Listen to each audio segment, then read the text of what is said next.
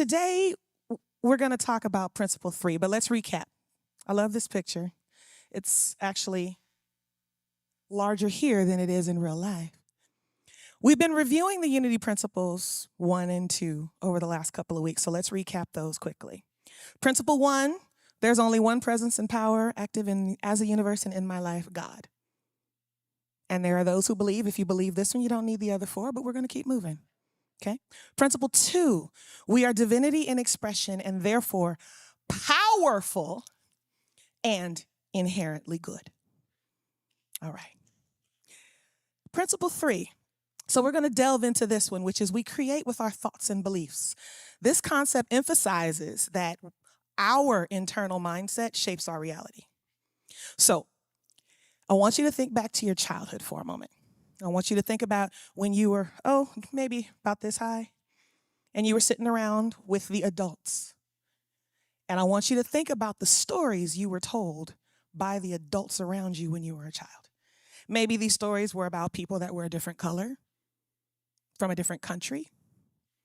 Maybe they lived in a certain part of town or a certain kind of housing, like a project or a tenement, trailer park.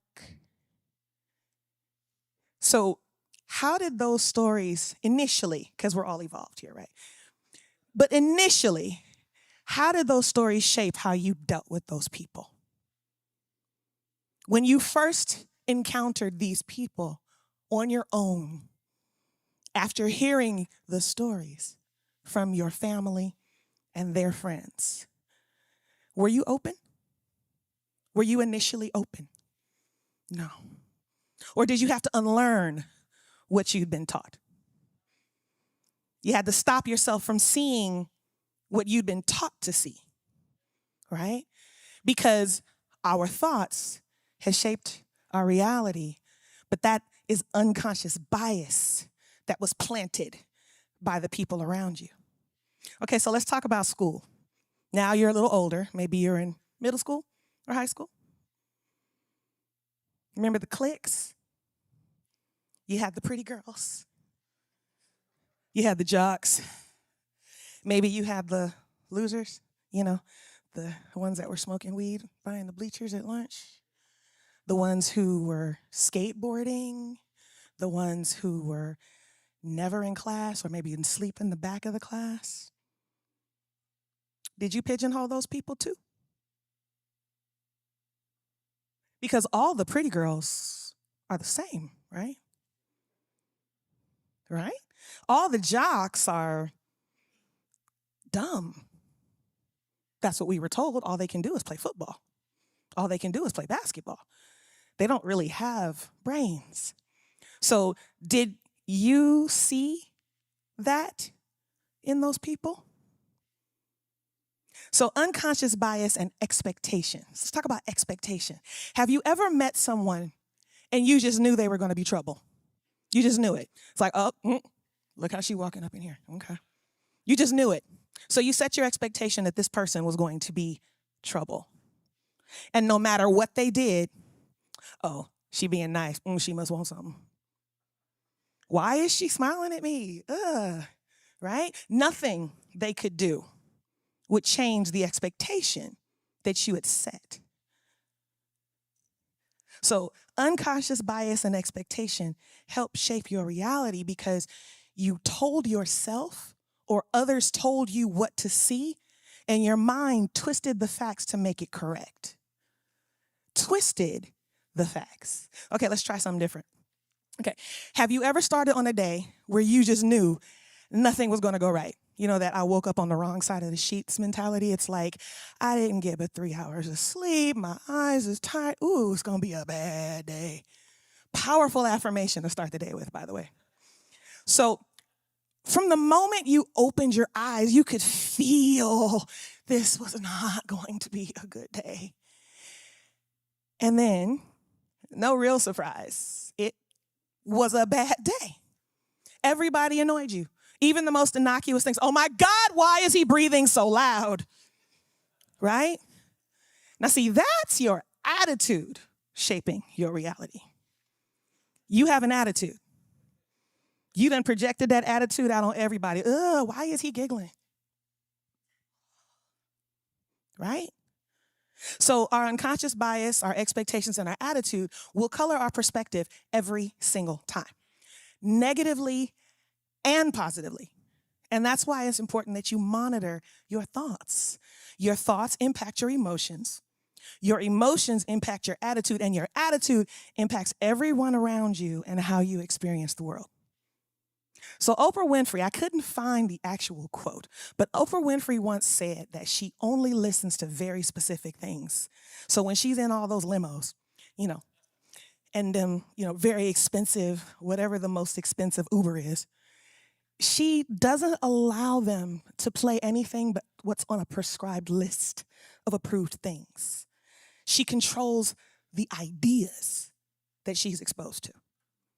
That way, she only takes in what's good. She's only exposed to positive things. So I want you to think about this. Have you ever walked into a situation or a scenario where you just knew, you don't know how, in the marrow of your bones, in your gut, that things were going to go well? It's like, I got this. I've prepared. I know what I'm going to do. It's going to be great. Right? And then what happened? It was great. Even if it wasn't exactly what you thought that it would be, it was still amazing. Because you'd set your mind to the understanding that it couldn't be anything else but. That's the power of what your mind can do. So in Unity, we teach, practice, and model the power of intention. Principle 3. We create with our thoughts and beliefs. If you school your thoughts and you keep the high watch, put practice into application, but that's principle 5. We'll come back to that later. You can literally change the world. You start by changing yours, and there's a ripple effect. So, come on, clicking. There we go. In honor of Women's History Month, I thought that we could take a look at some women through history who exemplified this example, transforming their beliefs into tangible change. Now, his story likes us to remember powerful women as wizened old crones. Have you noticed that? You ever seen a young picture of Harriet Tubman? A young picture of Myrtle Fillmore? Right? I purposely looked for images that reflected these women's beauty because women can be smart, powerful, and attractive, contrary to popular belief.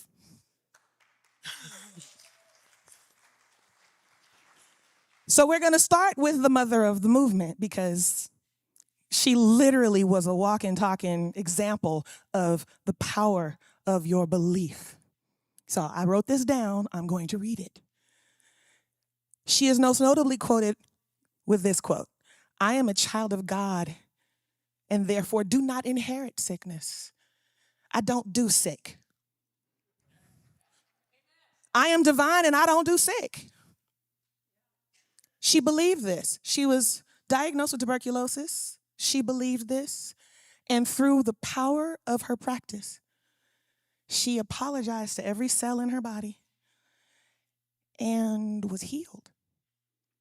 Now, if that's not a testament to healing beliefs. So she went to a lecture with Dr. Weeks on New Thought Principles, and she embraced that. Our thoughts directly influence our health. How many of you have a parent or a grandparent who told you something like, you need to let all that anger go or you're going to give yourself an ulcer? You need to let all that resentment go or you're going to make yourself sick. Because you are manifesting that in your body. It is influencing your health, what you are thinking, that emotion that you're holding on to. So Myrtle adopted affirmative prayer and holistic spiritual practices, leading to a remarkable recovery, which also ignited a mission to empower others.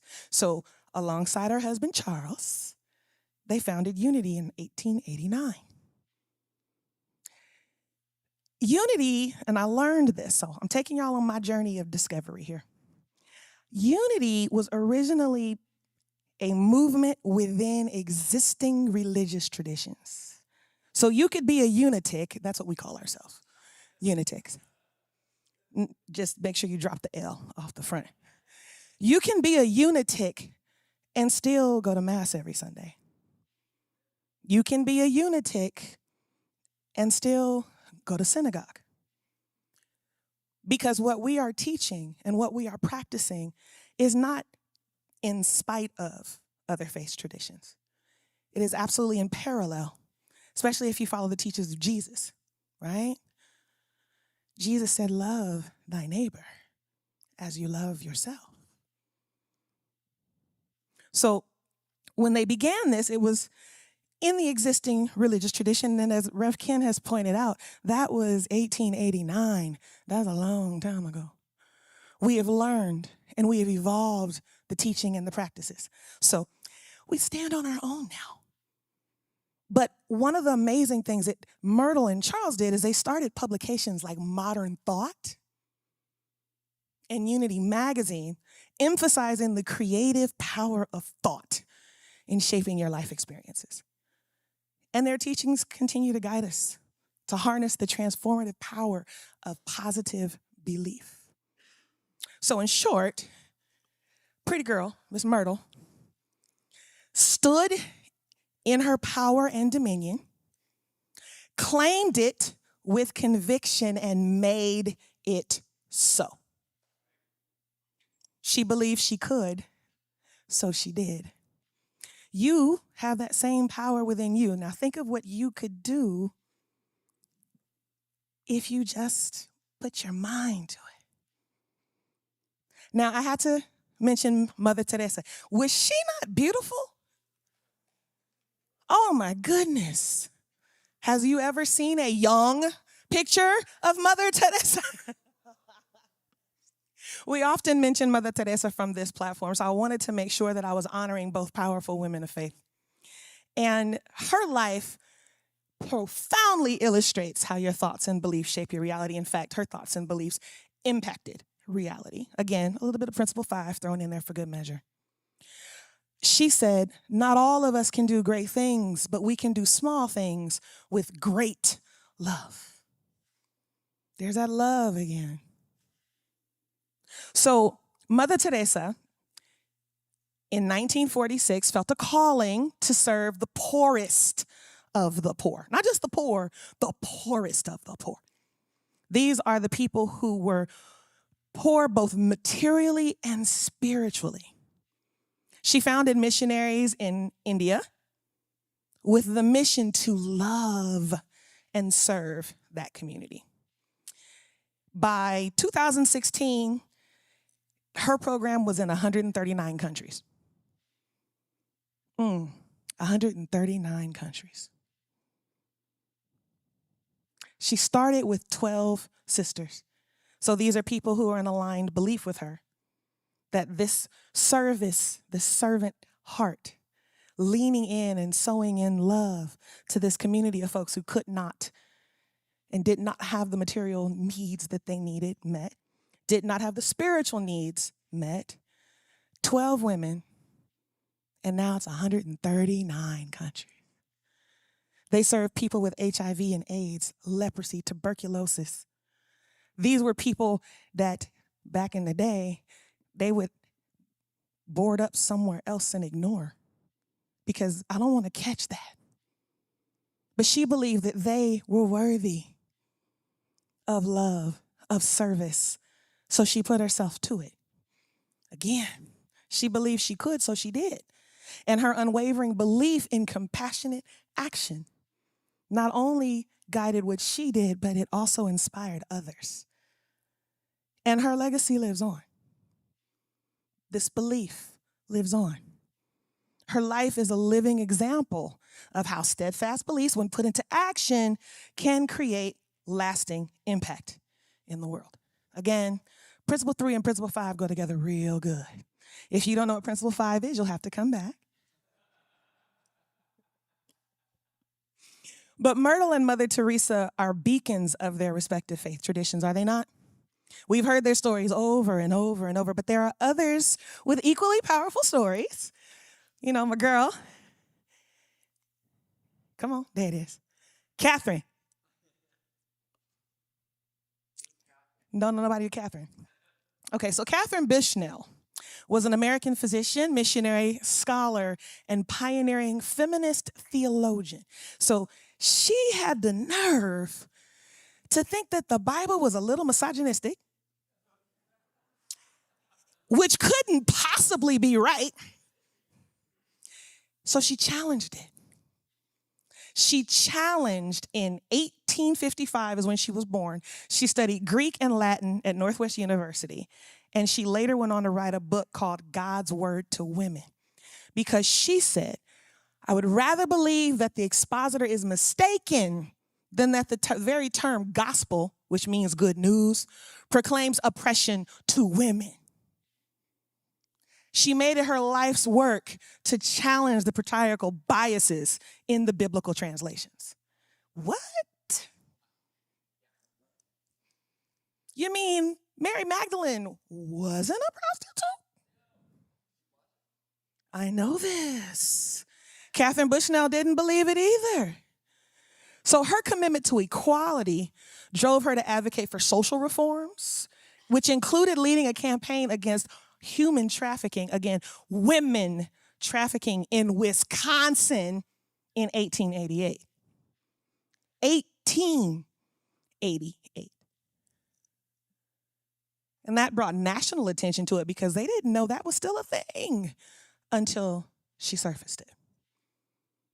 She used her biblical scholarship to empower women to reclaim their spiritual authority by correcting misinterpretations that perpetuated gender equality. I just like that. Correcting misinterpretations that perpetuated gender inequality. She's like, yeah, no, your Bible does not say that. The person who translated it said that. So this is somebody telling you a story, right? And this is you realizing maybe that story is not quite right. Love Katherine Bushnell. I was just introduced to her. But when she aligned her beliefs with her actions, not only did she transform her own life, but she influenced societal and religious perceptions of women's roles, demonstrating how our convictions can lead to meaningful change. Katherine Bushnell. And she was pretty. I love this. She believed it couldn't be right. A God of love would not ignore half of creation. A God of love would not subjugate half of creation. So surely, we got it wrong somewhere. And she put feet to her faith. She backed it up with her many accolades and her education. And she changed the game. Let's look at another Wonder Woman and see if any of you know this person. Madalyn Murray O'Hair. There's a few of y'all who probably might have been around for her. So Madalyn Murray O'Hair has this quote. An atheist believes that one must find in oneself the inner conviction and strength to meet life, to grapple with it, to subdue it, and enjoy it. That sounds like a unitic, right? I mean, maybe not the atheist believes part, but everything that follows. One must find in oneself the inner conviction and strength. So Madalyn Murray O'Hair actually birthed the atheist movement in this country. Because she believed fervently in the separation of church and state. In 1960, she challenged Bible readings, mandatory Bible readings in public schools, because she argued it violated the Constitution. It led to a landmark Supreme Court case, Murray versus Carlette, if you want to look that up. And they ruled in her favor that it was unconstitutional for mandatory Bible readings in a public school. She then founded American Atheist in 1963, and really interesting, she was voted by Life magazine as the country's most hated woman in 1964. Who knew? She believed fervently in what she believed, whether we agree with it or not. Belief is a powerful thing, is it not? Despite the criticism, despite being voted the world's most hated woman, she remained committed to her beliefs, and she was actually leading the American Atheists until the 80s. She was assassinated, y'all. Powerful beliefs create powerful enemies. But she believed enough to use her platform to challenge societal norms and promote secularism. And her life underscores how one's convictions in alignment with specific actions can lead to societal change. So, these women's stories are powerful, and they're not the only ones. Rosa Parks, Margaret Sanger, Phyllis Wheatley. If y'all don't know who Phyllis Wheatley is, you need to educate yourself. And Emma Goldman. These are all women you should know. Their stories teach us that our thoughts and our beliefs are potent tools for personal and world changing. That's great, Mies. That sounds really good, right? Right? Oh, that sounds so good. Yeah. Woo, but I work every day. I have children. I have bills. How do I do this? Because it sounds good, right? Put feet to faith. It's like, oh, I'm just going to have the power of thought. I will go into this store and the eggs will be $2 a dozen. Gas is going back to what it was in 1982. It's not that simple. And we know it's not that simple, right? Because there are outside things. But let's ask ourselves, if we can practice activating principle 3 in our lives practically, would it be worthwhile to do it? So step 1, cultivate self-awareness. School your thoughts. Reflect on what you think you know is truth. Journaling can help you identify patterns, find those areas where you may need to shift. Really think about what you think, not what you've been told to think, not what they think you should think, but what you really think. Because the answer is inside of you. Once you've cultivated your self-awareness, then I'm going to need you to challenge everything. When negative thoughts come up, question why. And then replace them with empowering things, positive things. Leave the stories that others have told you about yourself behind, because you get to control the story now. And you have the power to change it. Just because it's always been doesn't mean it has to continue to be. Challenge your limiting beliefs, and then visualize your desired outcomes. Now, I know this one is hard for people. It's like, I'm going to win the lottery. This is an exercise. My son and I, we do this. It's like, okay, how much is lotto? Ooh, 400 million. All right, so we're going to buy the house next to the church. And then the one behind it, we're going to turn that into a parking lot. And then we're going to turn that into the offices. And then we're going to buy a house in the Bermuda. Right? It's easy to visualize what you want when it's something that lofty. Am I the only person who visualizes what it means to win that $1 billion Powerball? I'm saying, you done bought half of Redondo Beach, haven't you? So why don't you do that for your regular life? Why don't you visualize the career path you're on, the relationship path you're on? Spend a little time every day just thinking about your goals as if you've already achieved them. If you can envision sipping a Mai Tai on a tropical beach, you can envision a better life in the here and now that is tangible and accessible, right? What do you want your life to be? Visualize it. It's already done. The universe is conspiring for your good. The only thing stopping it is you. So what is that? And then I want you to breathe positivity. Surround yourself with positivity. Supportive communities, uplifting content. Now I want to be real clear about this one because my faith tradition of birth kind of took this one sideways. You know, they were like, no Lord of the Rings, no Harry Potter. That's witchcraft. Does it spark joy? Does it engage and entertain you? Do you have a positive response to it? Then it's positive. And I know there's lots of exceptions to that, and I am absolutely oversimplifying. But the reality is, if it sparks joy, how could it be wrong? Again, oversimplified. So your environment will influence your beliefs, the things that you surround yourself in. If you go to sleep every night to the news, wake up every morning to the news, I kind of feel like you're going to have some interesting days, not to mention some interesting dreams.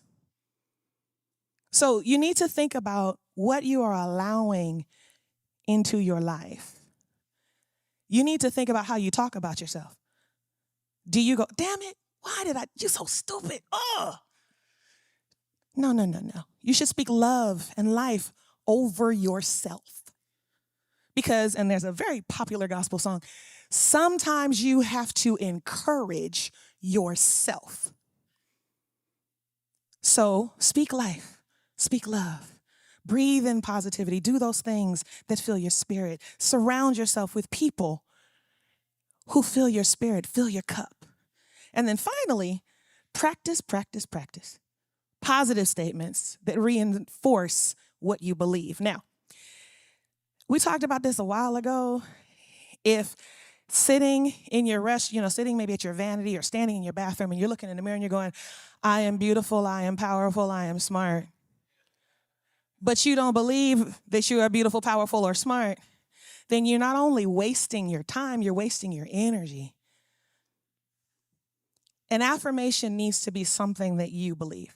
It needs to be something that sits in your spirit, that is connected to you. So if you are saying things and you don't fully believe, then you need to find something that speaks to you that you can activate in your life. And I would hesitate to say, you are beautiful, irrespective of what you think you look like. You are beautiful because you are a beautiful expression of the divine. But if it makes more sense to your heart to say, I look good today. I like my hair today. Versus something larger, work your way up to it. Just make sure that whatever you are affirming is true. True to you in that moment. Affirm it. Okay? So, in a nutshell, by consciously directing your mindset, you can craft a reality that reflects your highest good and your highest aspirations. Consciously. So let's embrace the principle. Let's embrace the practices because the power begins here. You have that power in you. You are a divine expression of life. All you have to do is activate it.